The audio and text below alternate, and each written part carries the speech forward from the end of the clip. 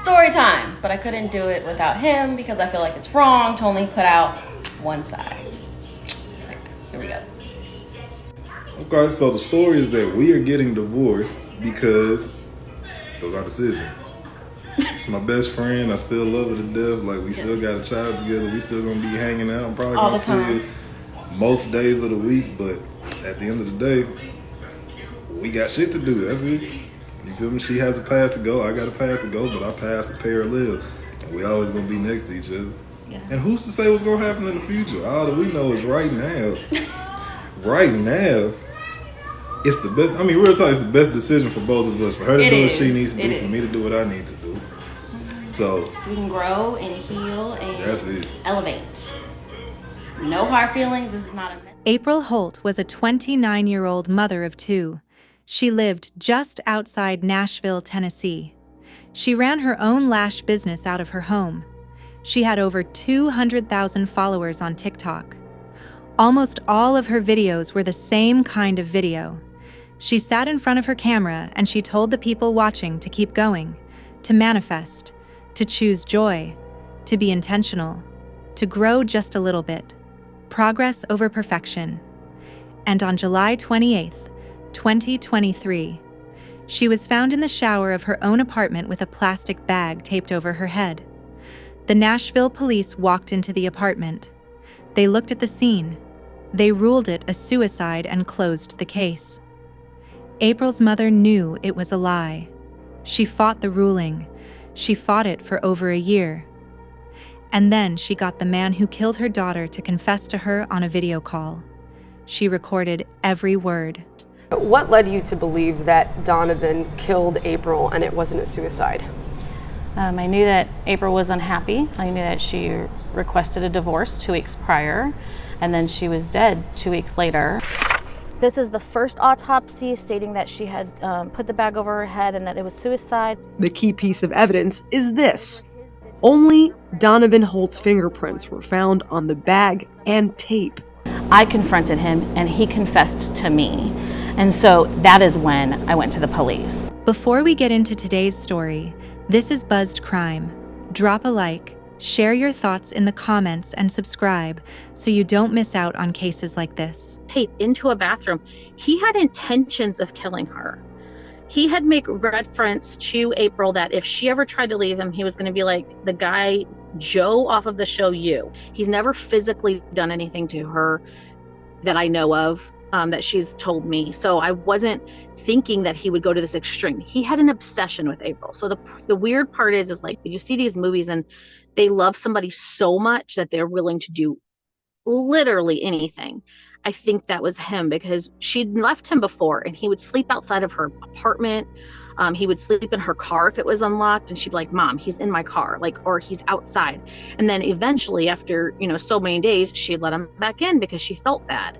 Like I said, she had a huge heart. Denzel said every night she would say, you need to get out of my house. And every single night he would lay in his bed. He has pictures in his grief book of drawing him in his bed and his parents in the living room just yelling at each other. And it's heartbreaking. It's absolutely heartbreaking. April Lynn Holt was born and raised in Tennessee. By the time she was 29, she had built a quiet life in Antioch, just south of Nashville. She was the mother of 2 children, ages 7 and 12. She was the kind of mother whose whole world revolved around them, their schedules, their needs, their routines. That was the center of everything she did. April worked as an independent lash technician. She had walked away from working for somebody else and built her own clientele. The business let her earn a living and still be there for her kids at the same time. Her mother, Jamie, lived nearby. They talked every day. April was also a TikTok creator. Over 200,000 people followed her. Some of her videos were lash tutorials. Some were goofy clips of her dancing in her kitchen. Some were positivity videos. She also had a husband. His name was Donovan Holt.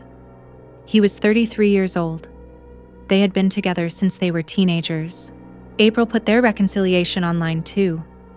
She talked about him being her best friend. She said he was the best friend she could ever ask for. But the marriage was struggling. 2 weeks before April died, she filed for divorce. She told Jamie this time was different. She told her mother she was leaving Donovan for good. She wasn't going back.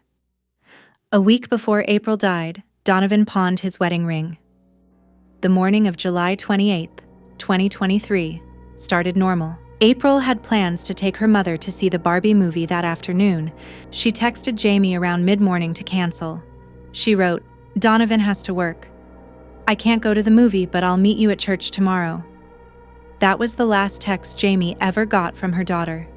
April's 7-year-old son Denzel was awake by then. Then she and Donovan went into the bathroom. They started arguing. Denzel could hear them through the door. He walked over to the door. He put his ear against the wood. He couldn't make out what they were saying. He looked under the door and he saw both of their feet. They were both standing. He kept listening. The voices got louder. Then he looked under the door again. Only one set of feet. The other set was on the floor. He ran into his bedroom. Then Donovan sent the 7-year-old to do what he himself would not do. He told Denzel to go check on his mother. Denzel walked to the bathroom. He opened the door. April was in the shower. There was a plastic bag taped over her head. That was when Donovan called 911. When Jamie got the phone call, she was at home. Donovan told her he had found April unconscious on the bathroom floor and that she was already in an ambulance on the way to the hospital.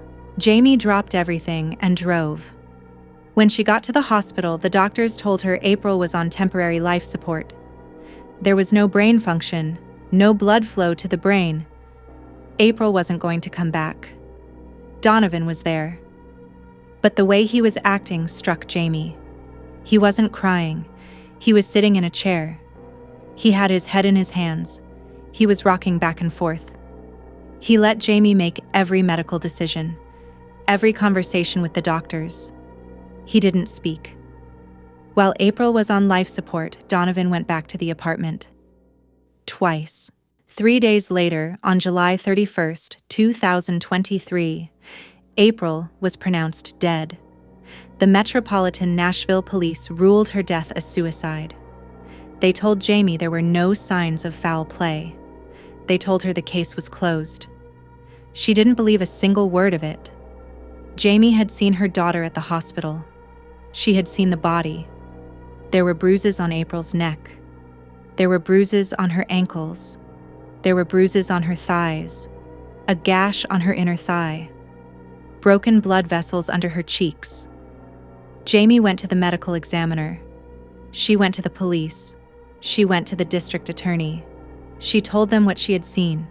She asked them how a woman with strangulation marks on her neck had killed herself with a plastic bag.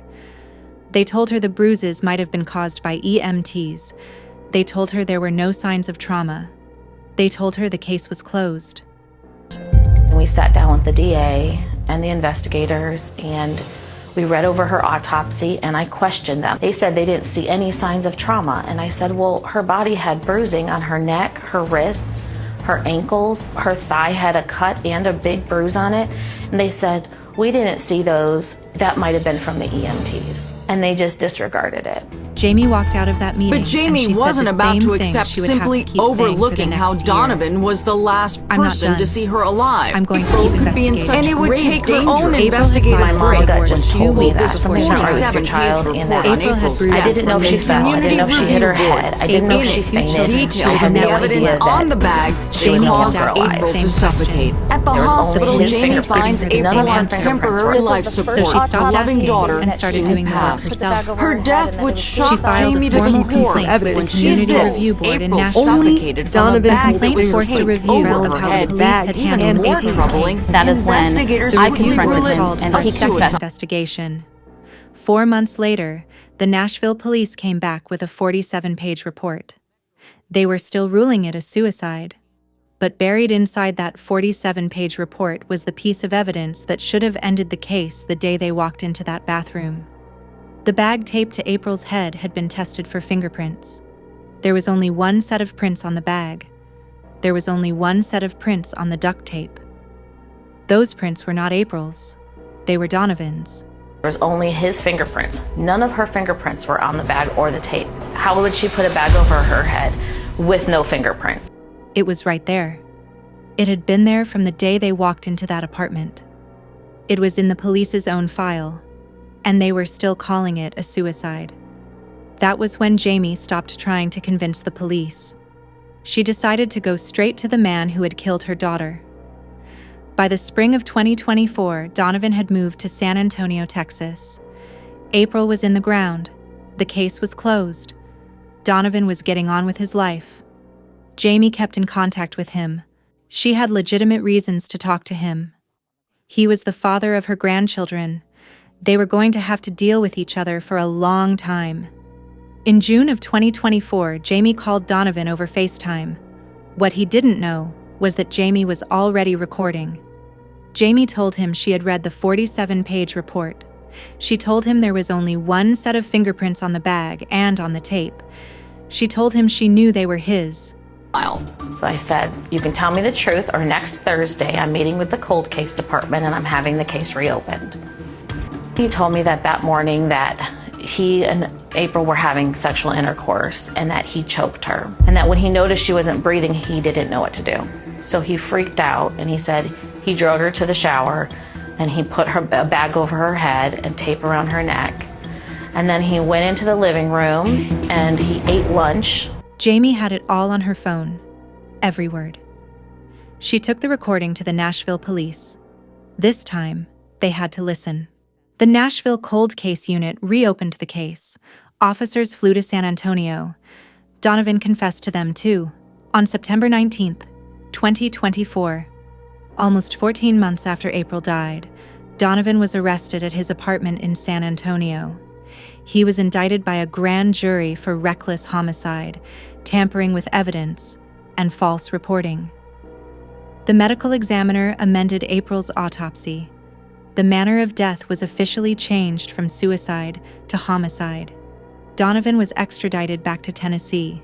He was held on a $75,000 bond. The Metro Police Department flew out and he confessed to them at his apartment the exact same thing that he told me. So they finally arrested him almost 2 months after confession. For Jamie, after 14 months of fighting, it was the validation she had been chasing. But the case was about to break her heart one more time. Donovan never went to trial. In November of 2024, he pleaded guilty to reckless homicide, tampering with evidence, and false reporting. The plea deal locked the charges in. On February 18th, 2025, Donovan Holt was sentenced. He got 2 years in prison, plus 8 years in community corrections. Jamie was outraged. She had spent over a year fighting to prove her daughter was murdered. She had recorded the confession. She had walked into the police department with the evidence in her hand, and the man who killed her daughter got 2 years. You know what really sucks is when your child is murdered and the murderer only gets 2 years in jail, and in the next couple months he's going to be out free. But my child lives underground now, and it's really hard to not wear that anger everywhere I go. Jamie is raising both grandchildren now. Serenity is in her teens. Denzel is around 9 years old. They live with her. They go to grief counseling. Some nights they have nightmares that keep Jamie up. Denzel told his grandmother once that he didn't want to leave her. He said he would do anything to stay. Jamie wrote a book about her grief. She called it Grieving Through Grace. The proceeds go toward a children's book she's writing for kids like Denzel and Serenity. She is also working on launching the Grieve With Me Center in April's name. She has not stopped advocating against domestic violence. She tells people abuse doesn't always look the way they expect. Sometimes the husband looks like a best friend on TikTok. Sometimes the marriage looks like a love story. Sometimes the man rocking back and forth in the hospital is the man who put the bag on his wife's head.